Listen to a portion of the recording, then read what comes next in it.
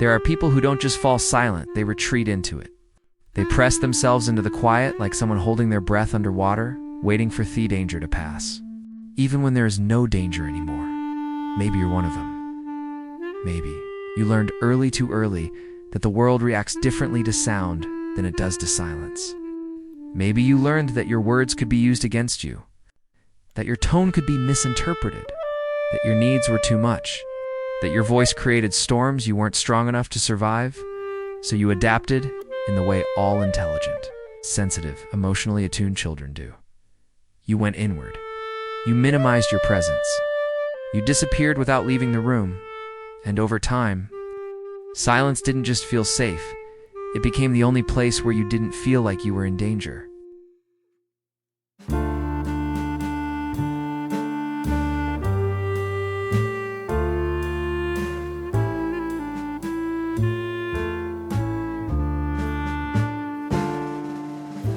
It became your armor, your camouflage, your peace treaty with a world that didn't know how to handle you. You became the person who holds in their thoughts until they ache. The person who bites their tongue even when the truth burns. The person who speaks carefully, cautiously, as if every word could set off an alarm. But here's the paradox. The quiet, devastating paradox that shapes your adult life. The silence that once protected you is now slowly suffocating you. It once shielded you from chaos, but now it isolates you from connection. It once kept you safe from judgment, but now it keeps you unknown, unseen, unloved in the ways that matter. It once helped you survive, but now it prevents you from living. This is the psychology of people who believe silence is safety. A story written in nervous systems that learn to fear noise, in hearts that fear being misunderstood, in minds trained to calculate every possible consequence of speaking. If you've ever swallowed your truth, softened your voice, or edited your personality to avoid discomfort, then this video is not about people like you, it is you. And it's time to understand the architecture of the quiet world you've built and why part of you is still trapped inside it. Psychologists sometimes call this pattern protective silencing, but its roots lie in something deeper. Something that rewires the nervous system and shapes entire identity structures. Let's break it down. 1. Hypervigilancy. Learned early that the world was unpredictable. Maybe a parent was explosive. Maybe emotions were dismissed. Maybe conflict escalated without warning. Hypervigilance forms when a child's body becomes a radar, constantly scanning for danger, measuring tone, reading microexpressions, predicting emotional weather before it changes. In hypervigilant people, silence becomes a strategy. If I say nothing, nothing bad can happen, but hypervigilance doesn't turn off in adulthood. It becomes a constant hum beneath your thoughts, a quiet readiness that exhausts you without making a sound. 2. Avoidant attachment when caretakers react with inconsistency, criticism, or distance. Children learn that expressing their needs is unsafe or useless, so they stop trying in avoidantly attached adults. Silence isn't just a preference, it's an instinctive retreat. They fear vulnerability because the earliest attempts at needing someone were met with discomfort, rejection, or punishment. So they say nothing. They share nothing. They need nothing. At least on the outside. Inside, they're starving for connection. 3. Emotional inhibition over time.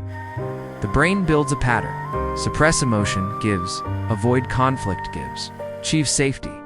But long-term emotional inhibition has a cost. The default mode network, the part of the brain associated with self-reflection, becomes overly active, creating an inner world where thoughts loop endlessly. But expression feels either dangerous or impossible. People who rely on silence for safety often experience ruminations instead of conversations, analysis instead of expression, internal debates instead of emotional release. Silence becomes a fortress and a prison. A metaphor for the inner world, think of it like this. You built a house where the walls are soundproof. No one can hear you cry inside. No one can hear you laugh either. No one can hurt you, but no one can reach you. This is the psychology of protective silence, a system built to protect a younger version of you who didn't have any other option. But you're older now, and the fortress you built is still standing, still guarding a danger that no longer exists. Let's talk about the cost, the quiet cost, the invisible cost. The cost no one else sees, because while silence protects, it demands a price. And the price is always you. You lose the ability to tell people what hurts. You lose the ability to ask for comfort. You lose the joy of being fully known. You lose relationships not because you don't care, but because you don't speak. You become the person who nods instead of explains, who forgives instead of confronts, who endures instead of expresses. You carry a grief so subtle that even you don't always recognize it. A grief of swallowed words, a grief of unmet needs, a grief of unlived moments. The philosophical Layer Carl Jung once said, "Nothing is more frightening than facing yourself." But for people who use silence as safety, it's not just the self they fear facing, it's the world's response to the self. Silence is the compromise. Silence is the bargain. Silence is the price you pay for peace, but the peace is fragile. It breaks easily. It never truly satisfies, because silence doesn't resolve wounds, it merely buries them. And buried wounds do not heal. They calcify. They shape identity. They whisper to you at night, "Keep quiet." The world is safer when you disappear, but that voice isn't your true self. It's your younger self, a child still trying to survive a room you no longer live in. So how does this play out in adulthood? How does a child who used silence as safety grow up? You might recognize yourself in these patterns. 1, you apologize for having needs, even small ones, because needing feels dangerous too. You rehearse conversations in your head that never say the words aloud. You prepare perfect sentences that never leave your lips. 3, you become the easy friend, the low-maintenance partner, not because you are, but because you believe expressing desire will push people away, for you fear conflict. Even when you're right, your body responds to confrontation as if it's life-threatening. 5, you bottle everything until it overflows. At the wrong moment, silence builds pressure, and pressure always finds a release. 6, you detach when emotions get too big. You shut down. You withdraw.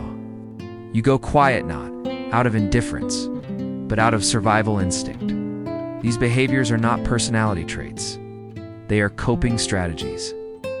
Innovations of a younger self who had no safer option.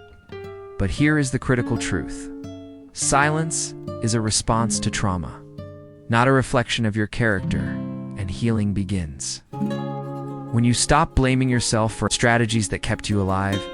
The first step is simply noticing the pattern, not silencing it, not shaming it, but witnessing it with compassion. Because every quiet person has a story, and every silence has a reason. Healing begins not by forcing sound into your life, but by creating spaces where your voice is finally allowed to exist. This doesn't start with shouting your truth. It starts with whispering it. To yourself, to someone safe, to the mirror, to the version of you who had to go quiet to survive. Here are the pathways forward. 1, inner child reparentinju. Learn to speak to yourself the way someone should have spoken to you. Gently, patiently, with curiosity instead of judgment. 2, nervous system repair safety must be felt, not theorized. Slow breathing, grounding techniques, and co-regulation with safe people reteach your body that expression isn't danger. 3, shadow work.